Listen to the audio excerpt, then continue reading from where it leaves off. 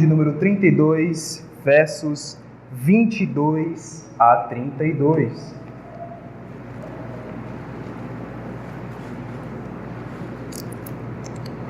Estaremos meditando nesta pequena porção das Escrituras, que contém apenas 10 versículos.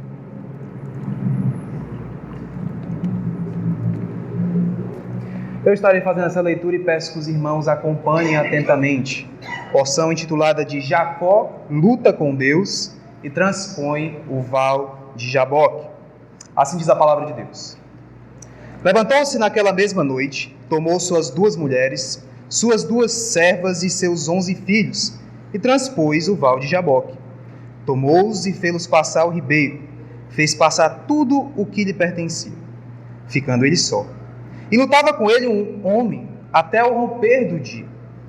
Vendo este que não podia com ele, tocou-lhe na articulação da coxa. Deslocou-se a junta da coxa de Jacó na luta com o homem. Disse este: deixa-me ir, pois já rompeu o dia. Respondeu Jacó: não te deixarei ir, se não me abençoares. Perguntou-lhe, pois, como te chamas?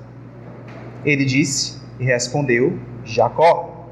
Então disse: já não te chamarás Jacó, e sim Israel, pois como príncipe lutaste com Deus e com os homens, e prevaleceste. Tornou Jacó: dize, rogo-te, como te chamas? Respondeu ele: por que perguntas pelo meu nome? E o abençoou ali. Aquele lugar chamou Jacó Peniel, pois disse: vi a Deus face a face, e a minha vida foi salva. Nasceu-lhe o sol quando ele atravessava Peniel, e manquejava de uma coxa. Por isso, os filhos de Israel não comem até hoje o nervo do quadril, na articulação da coxa, porque o homem tocou a articulação da coxa de Jacó no nervo do quadril. Até aqui na noite de hoje. Irmãos, poucas palavras têm tanto fascínio sobre o ser humano quanto a palavra vencer. Uma palavra que não é só uma expressão, mas também representa uma ideia. Uma ideia que se infiltrou em todos os aspectos da nossa vida. Do nosso imaginário ao nosso vocabulário. Do nosso vocabulário aos ambientes que nós frequentamos e às pessoas do nosso círculo social. Por exemplo, fala-se constantemente em vencer na vida. Expressão geralmente associada à aquisição de bens e patrimônio, estabilidade financeira ou ascensão social. No campo dos relacionamentos, a lógica da vitória também aparece, de forma sutil e até um pouco destrutiva, pois há aqueles que querem a todo custo vencer uma discussão, seja provando seu ponto ou impondo a sua opinião. De modo semelhante, o surgimento da internet veio para mostrar que este fenômeno nas redes sociais não é diferente. Pois nas mídias, há aqueles que querem vencer no número de seguidores, na visibilidade, na influência, no reconhecimento e nas acaloradas discussões políticas. E assim por diante. O estudante deseja vencer no vestibular. O concurseiro deseja vencer a concorrência. O empresário deseja vencer o mercado. O político, as eleições e os atletas, as competições. Nós vivemos em um mundo de aspirantes a vencedores, que inclusive nos passa a perspectiva de que vencer é sempre ganhar, e que a vida seria uma sucessão de disputas que tem como exemplo máximo de felicidade o acúmulo de vitórias. Por isso nós admiramos tanto os líderes, os campeões, os destacados, os que chegaram no topo, pois os temos como vencedores. E é importante falar, irmãos, que em certa medida não há nada de errado em buscar excelência, crescimento ou sermos colecionadores de conquistas legítimas. A questão é que muitas vezes nós tendemos a medir o valor da vida exclusivamente pelo triunfo conquistado pelos nossos braços. Pois tão importante quanto o mérito, nos importa ter controle e segurança sobre as coisas. E nos traz grande satisfação ter a nossa assinatura naquilo que os nossos olhos um dia desejaram. Mas a história humana mostra algo curioso. Algumas pessoas conquistaram tudo aquilo que o mundo considera vencer. E ainda assim terminaram derrotadas em aspectos essenciais da existência. De figuras como o rei Salomão a Alexandre o Grande, a Napoleão Bonaparte e tantos outros homens. Homens que provaram que é plenamente possível vencer diante de homens e permanecer derrotados diante de si mesmo. Homens que venceram as lutas do mundo, mas em algum momento não puderam vencer os embates da alma. Essa tensão nos obriga a perguntar: será que nós sabemos realmente o que significa vencer? É essa pergunta que encontramos na vida de Jacó, personagem do texto bíblico que nos dá um norte para o tema do sermão de hoje: as lutas que precisamos perder para vencer. Expressão essa que contém um paradoxo, uma aparente contradição, sem ignorar que a nossa fé é farta de declarações desta natureza. Afinal, você precisa morrer para viver, dar para receber, em vez de ser servido, servir. Mas é justamente contrariando a nossa lógica e os nossos raciocínios que Deus nos ensina as lições mais ricas e valiosas da nossa vida. Pois aqui nós estamos diante do episódio de conversão de um dos 3 patriarcas da história de Israel, este homem chamado Jacó. Mas antes de nós falarmos de Jacó, nós precisamos fazer uma breve contextualização e também voltar um pouco no tempo e irmos diretamente a uma região longínqua que ficava na Caldeia, uma cidade chamada de Ur, na região mesopotâmica, que hoje equivale ao sul do Iraque, onde residia um homem chamado Abrão. Abrão, um homem chamado e comissionado por Deus a deixar sua parentela e se destinar a uma terra para a qual ele não tinha qualquer perspectiva, expectativa ou conhecimento, pois ali Deus tornaria ele um homem frutífero e bendito. Abraão, um homem que seria chamado posteriormente de Abraão, pai de muitas nações, portador da promessa de ter uma descendência tão numerosa quanto a areia do mar e as estrelas do céu. Abraão foi um homem que, apesar dos seus defeitos, buscou caminhar em fidelidade e obediência ao Senhor, passando o seu patriarcado para Isaque, seu filho, aquele sobre quem Deus confirmou a promessa de descendência. Homem que inclusive buscou caminhar na fé de seu pai e diante do Deus de Abraão. Homem que acabou se entrelaçando com Rebeca, mulher que viria a ser sua esposa e que era inicialmente estéril, e que por um milagre e intervenção divina se torna fértil e dá à luz a 2 meninos. Um casal, na verdade, gêmeos, Esaú e Jacó. Esaú mais velho, Jacó mais moço. E é aqui que começa a história de Jacó, o mais atrapalhado do ponto de vista ético e moral de todos os patriarcas. Desde o ventre, Jacó lutou para ocupar o primeiro lugar. Nasceu e, na sua condição intrauterina, segurava e apalpava o calcanhar de seu irmão mais velho, como se já estivesse buscando disputar uma posição. Uma vida que foi marcada por obter vantagens, não começando só na sua condição de infante, pois ele posteriormente viria a comprar o direito de primogenitura de Esaú, enganaria o seu pai idoso Isaque, fazendo com que ele impetrasse e destinasse a bênção que era reservada ao mais velho para ele, que era o mais moço. Situação e ocasião que geraram uma grande divisão, tragédia e ruína dentro de seu lar, e que o forçou a fugir para ter que poupar a sua própria vida, pois o seu irmão mais velho procurava matá-lo. Durante 20 anos, partindo de Canaã, foi para Padan Aram, terra de seu sogro Labão. Ali ele conheceria a mulher por quem ele se apaixonaria, Raquel. E ali o enganador experimentou um pouco o que era ser enganado, pois ali ele trabalhou anos por Raquel e recebeu Lia. Foi explorado e enfrentou inúmeras dificuldades. Mas ainda assim, Deus permaneceu fiel às promessas feitas a ele, pois lhe tornou próspero e deu uma família com 11 filhos, 2 mulheres e 2 servas. Irmãos, aos olhos humanos, Jacó era um homem que havia aprendido a sobreviver em qualquer situação e em qualquer ocasião. Ele tinha aprendido a vencer em meio às adversidades. Mas havia um problema. Depois de 20 anos, ele está prestes a reencontrar Esaú, o irmão que havia jurado matá-lo. Deus havia ordenado para que ele voltasse para Canaã depois de 20 anos. E esse passado estava mal resolvido. Um problema que não tinha sido sanado. Ao saber que seu irmão vinha ao seu encontro com um exército de 400 homens, Jacó temeu e teme por sua vida. Este é o pano de fundo e o contexto do texto que nós vamos expor na noite de hoje. O que já nos leva para o ponto de número 1, o val da crise. Versículos 22 a 24. Levantou-se naquela mesma noite, tomou suas 2 mulheres, suas 2 servas e seus 11 filhos, e transpôs o val de Jaboque. Tomou-os e fê-los passar o ribeiro. Fez passar tudo o que lhe pertencia, ficando ele só. Irmãos, Jacó estava inquieto. Aqui não há servos, rebanho, família e uma quantidade expressiva e numerosa de filhos. Mas um homem só em uma madrugada escura, temendo pela sua vida e pela vida de sua família. Mas não só inquieto, Jacó também permanecia com a mesma dificuldade que ele tinha há 20 anos. Ele permanecia incrédulo. Pois até esta fase da história, Jacó já tinha presenciado pelo menos 3 encontros com Deus, mesmo não sendo ainda convertido. O primeiro encontro ocorreu em Gênesis 28, no famoso episódio de Betel, em que Jacó tem um sonho fugindo de Canaã, de seu irmão Esaú, e Deus lhe mostra a visão da escadaria, sobre a qual os anjos subiam e desciam do céu.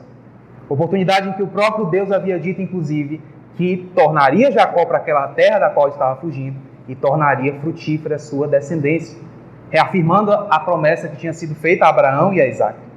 Posteriormente, o próprio Deus chama Jacó de volta para Canaã, dizendo: eu serei contigo.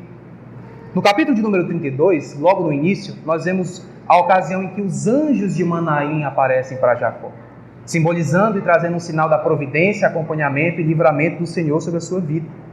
Ainda em Gênesis 32, versículos posteriores, o próprio Jacó faz uma oração, aparentemente entregando aquela situação aflitiva ao próprio Deus e reconhecendo que ele não tinha condições de resolver este problema por si mesmo, clamando por mais livramentos e intervenções.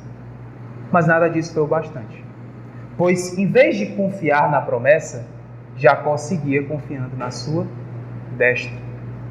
Aqui era o velho Jacó, com o mesmo problema de confiança e pseudo-dependência que ele sempre teve durante toda a sua vida. Inclusive, momentos antes desse texto, apesar de todas essas promessas de livramento e providência da parte de Deus, ele inclusive tenta comprar a sua segurança, enviando adiante de si presentes para Esaú.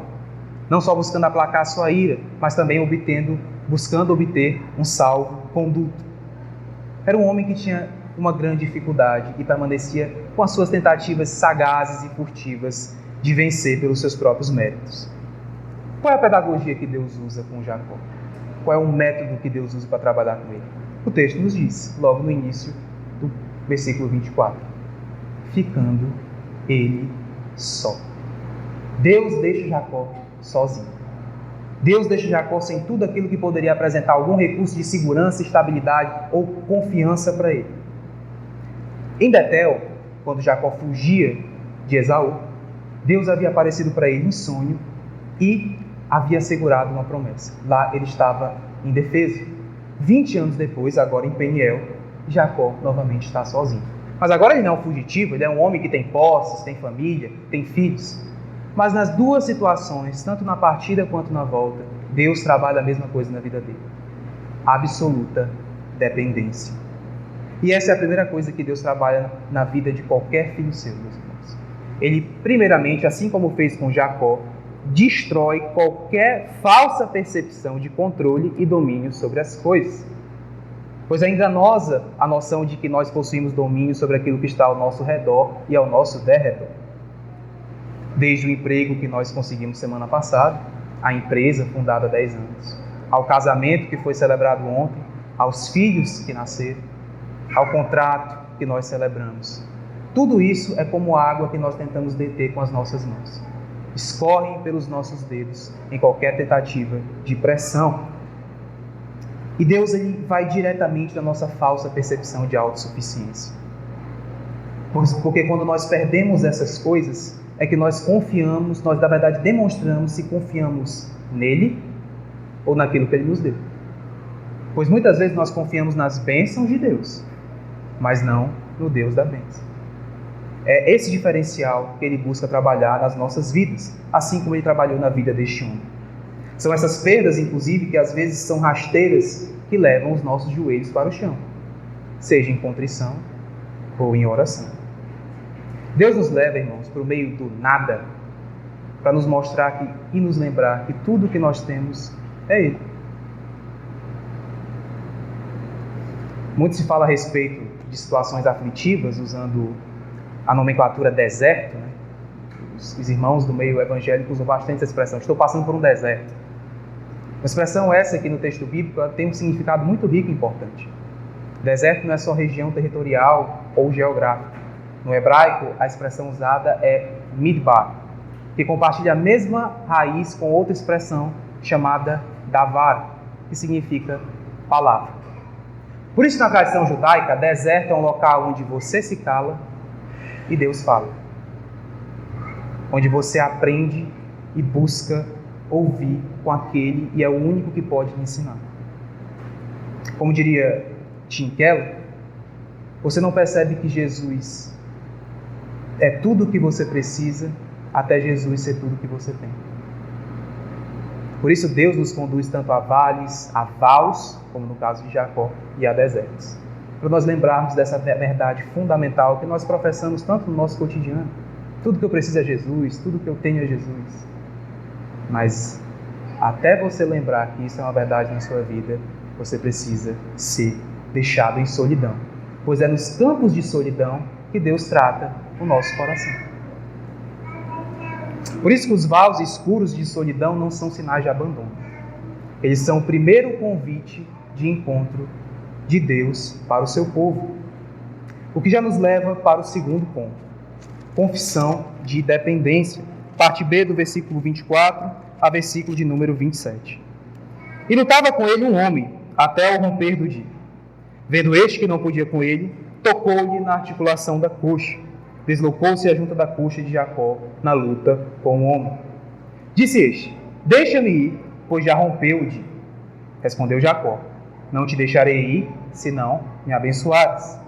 Perguntou-lhe, pois, como te chamas? Respondeu ele: Jacó.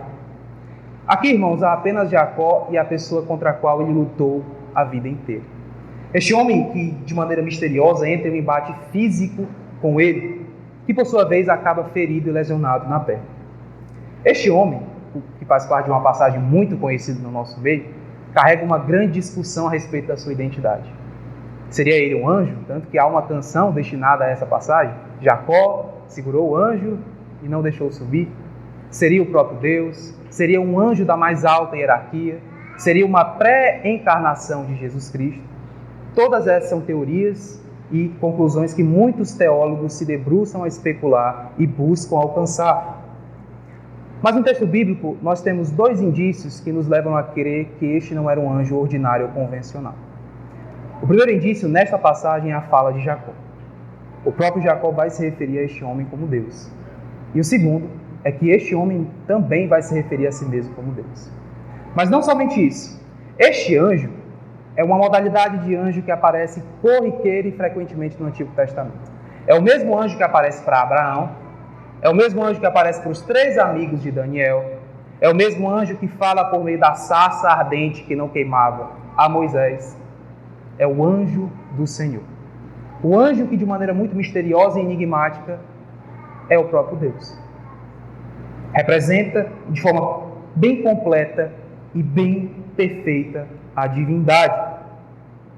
Calvino, comentando a respeito desse texto, ele vai dizer que Deus assumiu forma angelical para que o homem pudesse sustentar um embate, na verdade, com ele.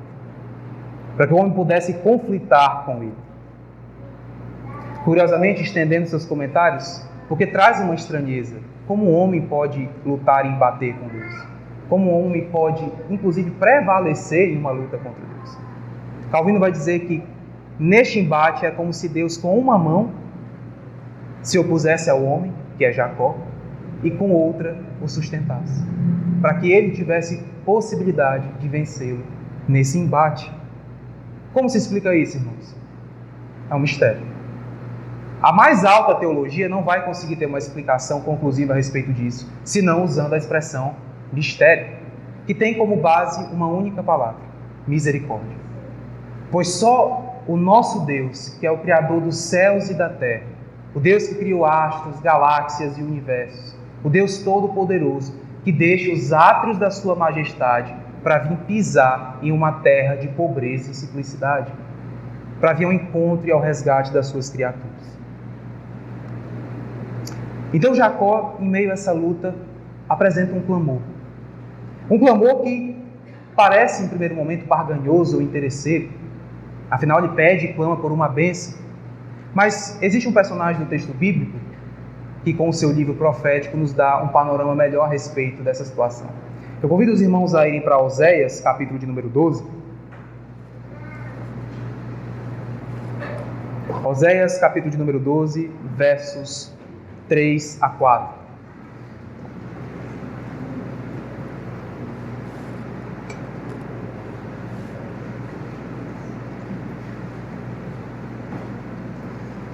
Oséias capítulo 12, versos 3 a 4. Peço que os irmãos acompanhem atentamente. No ventre, pegou do calcanhar de seu irmão. No vigor da sua idade, lutou com Deus. Lutou com o anjo e prevaleceu. Chorou e lhe pediu mercê. Em Betel, achou a Deus e ali Deus falou conosco. Irmãos, o clamor de Jacó aqui não é um clamor que busca por livramento, posses ou prosperidade. É um clamor que clama por uma redenção.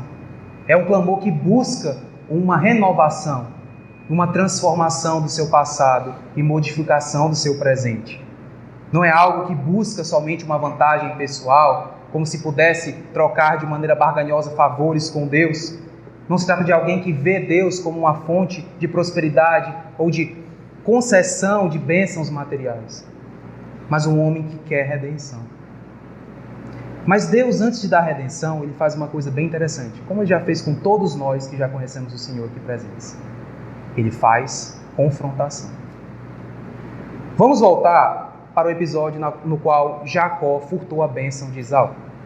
Lembremos que Isaac estava envelhecido, cego de 2 olhos e fraco, percebendo que os dias da sua morte se avizinhavam. Em razão disso, ele chama o seu filho mais velho, Esaú, como é de prescrição bíblica e também do costume da época, que o filho mais velho deveria herdar as propriedades de seu pai e carregar a bênção daquela casa.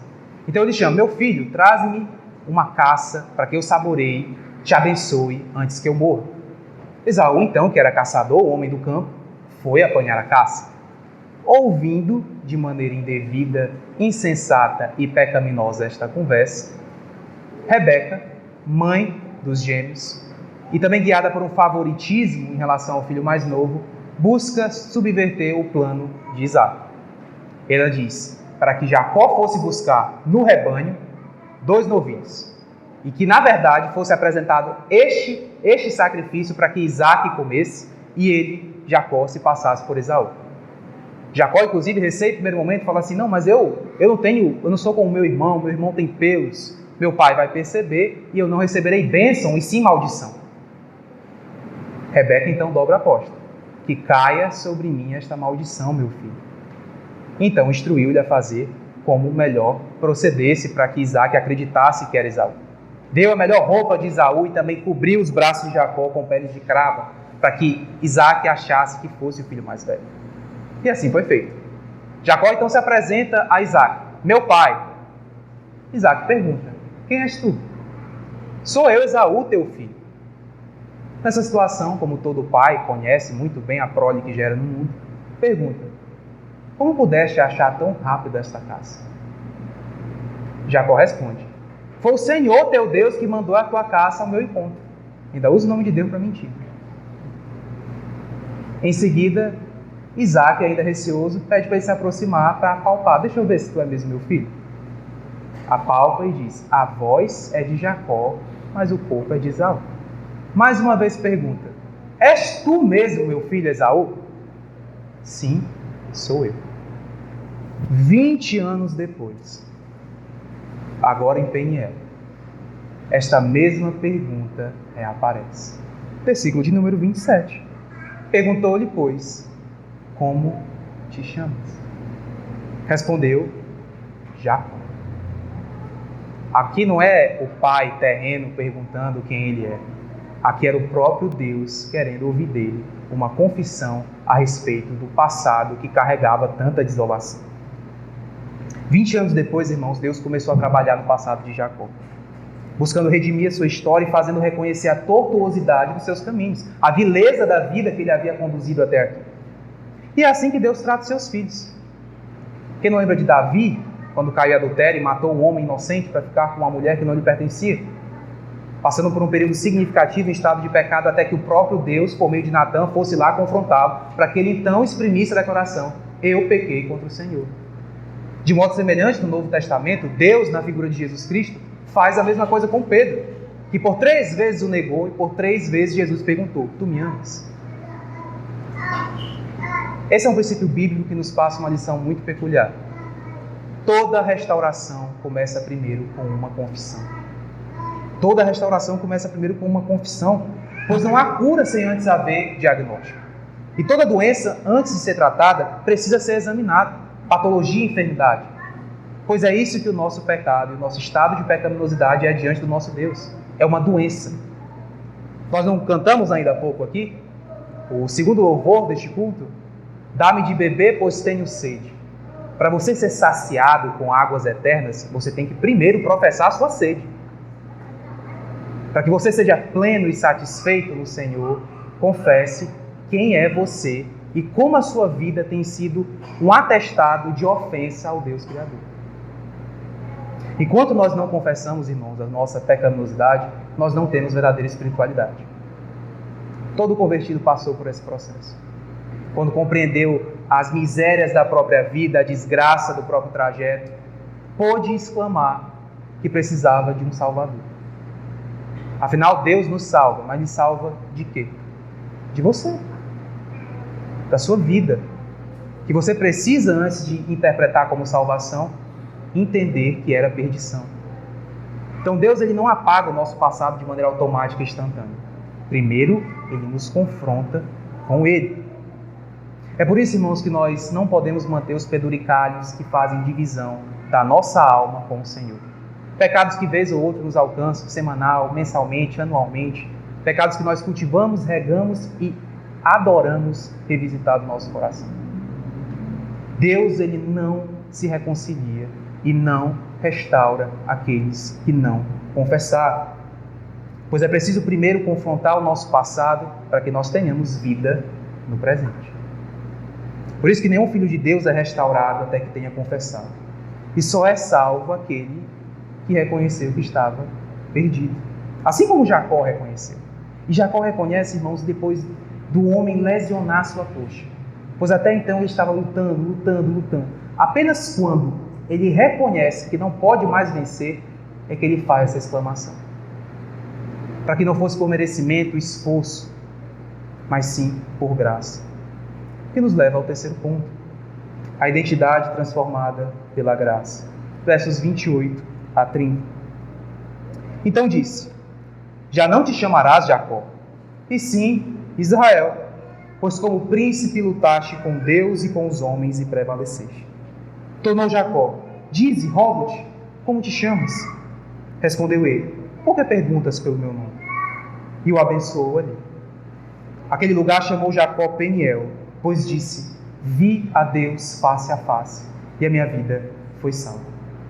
Irmãos, Jacó aprendeu que a bênção de Deus não podia ser obtida por astúcia ou sagacidade, mas somente por graça. Após fazer isso, ele então recebe um novo nome. Um nome que aparece mais de 2.000 vezes em todo o texto bíblico. Um nome que, inclusive, é o nome da nação que representou nós, a igreja, no Antigo Testamento. Nome que, inclusive, ecoa até os dias de hoje, de maneira secular e étnica, em uma nação fundada em 1948, lá no Oriente Médio. Nome que ecoa, inclusive, o nome de uma criança, de uma comunidade simples como essa. Um nome que significa Deus prevalece. E Deus prevaleceu. Jacó lutou com, não contra, Deus e prevaleceu. Para que aprendesse que a maior vitória que ele poderia conquistar na sua vida era a vitória da graça. Não por métodos, manipulações ou artifícios, mas que por misericórdia e mercê do Senhor, ele pela primeira vez soube o que era vencer na sua vida. pois até então ele não tinha vencido. Ele usufruía de bênção, mas não ainda do Deus da bênção. Ele venceu no momento em que perdeu a capacidade de lutar, e tudo o que ele pôde fazer foi se agarrar. E é por isso que depois de uma noite escura da sua alma, nós vemos que o texto fala algo tão belo e poético, no versículo de número 31. Nasceu-lhe o sol. Como é que o texto começa? Uma madrugada, uma noite escura. Versículo de número 31. Nasceu-lhe o sol, quando ele atravessava Peniel. Jacó sai mancando. Do ponto de vista humano, ele saiu perdendo. Ele não saiu mancando, não saiu lesionado, ferido. Mas, na verdade, essa lesão, que era fruto de uma luta contra o seu Salvador, foi uma ferida que se tornou sinal visível não de dor, mas de libertação. O sinal visível de uma transformação invisível, que comprovava que ele tinha sido ferido pela graça, curado pela verdade e renomeado por toda a eternidade. Um homem que havia oficialmente sido adotado como filho e resgatado pelo Senhor. Falando a respeito deste evento, o músico Stênio Macios, em sua canção que traz uma interpretação a respeito desta passagem, deste episódio, declara, como se fosse Jacó narrando a sua perspectiva: vi teu rosto face a face, tudo em mim então renasce. Saio torto, ando de lado, mas por dentro vou curado. E é por isso, irmãos, que Deus ele prevalece na vida do seu povo. Não porque nós, com os nossos métodos, recursos, artifícios, mas porque a sua graça prevalece na vida do seu povo. Se você está aqui hoje sentado e já teve um encontro com o Senhor, foi porque Ele prevaleceu na sua vida. Foi porque Ele venceu os grilhões do seu coração, a ditadura do seu eu, o clamor do seu ego. Foi porque Ele prevaleceu com graça na sua vida. E mudou sua história, apagando o seu passado e redimindo a sua vida, sendo Ele o autor dos nossos encontros. É muito curioso que Deus, mesmo sendo o ofendido na nossa relação, é aquele que mais nos procura e que tem mais interesse na nossa restauração. Nós vimos a conversão de Jacó. Vamos ver como é que este episódio termina e se desdobra no capítulo seguinte, é bem perto, na mesma folha. Capítulo de número 33. Encontro de Esaú com Jacó. Gênesis 33. Levantando Jacó os olhos, viu que Esaú se aproximava e com ele 400 homens. Então passou filhos a Lia, a Raquel e as duas servas. Pôs as servas e seus filhos à frente, Lia e seus filhos atrás deles, e Raquel e José por últimos. E ele mesmo, adiantando-se, prostrou-se à terra 7 vezes, até aproximar-se de seu irmão. Então Esaú correu-lhe ao encontro e o abraçou. Arrojou-se-lhe ao pescoço e o beijou. E choraram. Daí, levantando os olhos, viu as mulheres e os meninos e disse: quem são esses contigo? Respondeu-lhe Jacó: os filhos com que Deus agraciou a teu servo. Jacó está até falando de Deus agora, depois de ser convertido. Então se aproximaram as servas, elas e seus filhos, e se prostraram. Chamaram também Lia e seus filhos e se prostraram, e por último chegaram José e Raquel e se prostraram. Perguntou Esaú: qual é o teu propósito com todos esses bandos que encontrei? Respondeu Jacó: para lograr mercê na presença de meu senhor. Então disse Esaú: eu tenho muitos bens, meu irmão, guarda o que tens. Mas Jacó insistiu: não recuses, se logrei mercê diante de ti, peço-te que aceites o meu presente, porquanto vi o teu rosto como se tivesse contemplado o semblante de Deus, e te agradaste de mim. Peço-te, pois, recebe o meu presente que eu te trouxe, porque Deus tem sido generoso para comigo, e tenho fartura. E estou com ele até que o aceitou. Disse Esaú: partamos e caminhemos, eu seguirei junto de ti. Irmãos, nós vemos uma relação que havia sido 20 anos estilhaçada, marcada por ódio, mágoa, ressentimento, sendo agora plenamente restaurada. Uma restauração que só foi possível primeiramente porque houve uma reconciliação. A reconciliação de Jacó com Deus. E é por isso que é plenamente possível que por meio de uma transformação individual ocorra uma regeneração coletiva. Você pode ser canal de transformação com aqueles laços e para aqueles laços que um dia foram destroçados, deteriorados, parecem ser tão distantes e improváveis de restauração. Aquela mãe difícil de perdoar, aquele irmão distante, aquele parente com que você mal fala, que parece ser tão irritante no período das eleições. É possível restauração, porque Deus primeiro promoveu reconciliação. Você é um instrumento de reconciliação. Nós vemos que este homem mudou em uma noite. Um homem que antes orava falando Deus de Abraão, Deus de Isaac, meu pai, agora é o meu Deus. O meu Deus tem sido generoso para comigo. E um homem agora que não buscava comprar mais a paz de seu irmão, mas ele queria, por si mesmo, ter paz com ele. É assim que Deus trabalha vidas, irmãos. Ele trabalha uma vida individual para depois trabalhar no coletivo. Nossa salvação é expansiva. Muito embora Esaú não fosse o herdeiro da promessa destinada a Abraão, Isaac e Jacó, ele em si foi agraciado com essa restauração. Um passado tão turbulento, que carregava tanta ira e cheirava a morte e assassinato, agora foi totalmente apagado.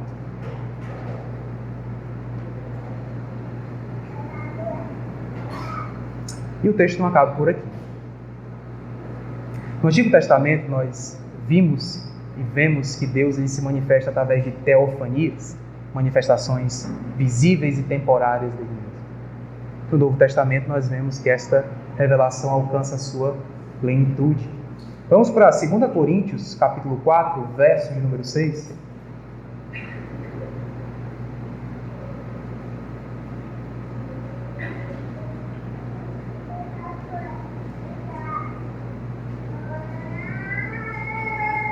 Segunda Coríntios, capítulo 4, verso de número 6.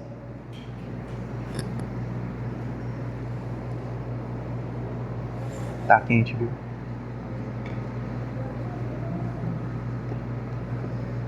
Porque Deus, que disse, das trevas resplandecerá a luz, Ele mesmo resplandeceu em nosso coração, para a iluminação do conhecimento da glória de Deus, na face de Cristo.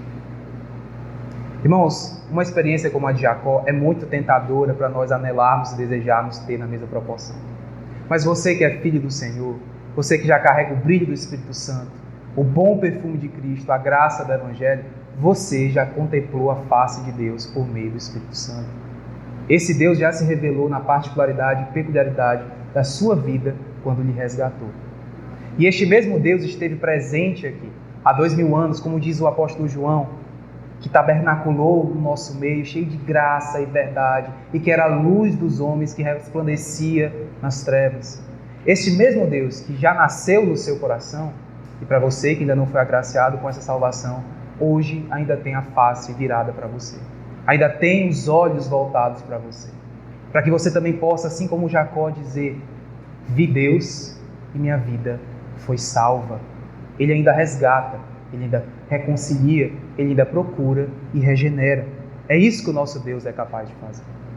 Porque Cristo, na nossa individualidade, para aqueles que já foram alcançados por Ele, também nos encontrou no val da nossa solidão, da mesma maneira que fez com Jacó, na noite escura da nossa alma, e resplandeceu sobre as nossas vidas. Na nossa solidão nós tivemos plena restauração, e hoje nós podemos exclamar que temos plena salvação. Finalizando, meus irmãos, eu trago apenas mais duas considerações. A vida de Jacó nos ensina uma coisa preciosa. Pode ser uma coisa muito básica e muito simples de nós expressarmos e entendermos, mas é um lembrete de que só vence quem se rende, quem deixa Deus vencer dentro de si. Jacó saiu mancando, mas novo, saiu marcado, mas liberto. E então venceu. Venceu porque Deus prevaleceu sobre a sua vida e a graça foi vitoriosa. Que assim como eles, irmãos, assim como ele, nós possamos reconhecer que é na nossa rendição que nós temos salvação. É quando nós professamos a nossa dependência e nos livramos da falsa e enganosa ideia de independência que nós temos plena liberdade. Nós temos plena luz diante de Deus. E a segunda coisa é que a sua reconciliação pode promover restauração. Pode promover restauração na sua família. pode promover restauração com seus parentes, pode promover restauração com seus amigos, que um dia foram lesados ou são vitimados com emoções pessoais, egoísticas, de ressentimento. A sua restauração é canal de reconciliação também, assim como foi na vida de Jacó. Pois Deus, como disse o louvor que nós entoamos no primeiro momento do culto, mas foi o segundo louvor, essa é uma água que jorra para a vida eterna, que tem profusão e abundância. Que nós tenhamos esse sentimento e essa convicção no nosso coração, sabendo que o nosso Deus, Ele é rico e poderoso para promover restaurações. Amém? Oremos mais uma vez. Senhor, querido Deus e eterno Pai, nós te damos graças por este momento, te damos graças pelo Teu Evangelho, que é um atestado da Tua salvação, resgate e reconciliação em nosso favor. Que o Teu Espírito Santo nos convença diariamente, Senhor, do nosso merecimento, que nós tenhamos plena certeza que nós dependemos exclusivamente da Tua graça, da Tua mercê, do Teu favor, que aqueles que não Te conhecem e que ainda não foram alcançados pelo Teu Evangelho, que o Senhor possa nascer o sol no seu coração, que o Senhor possa abrilhantar as suas vidas e dissipando as trevas que lhes cercam, que o Senhor possa trazê-los para perto do reino do Teu amor e apresente a grandeza que é viver para o Teu Filho amado. Nos ensina a crescer como igreja, nos ensina a nos render à Tua santa e soberana vontade, compreendendo que é na nossa rendição que nós temos salvação. É assim que nós choramos, pela fé te agradecemos, em Cristo Jesus. Amém.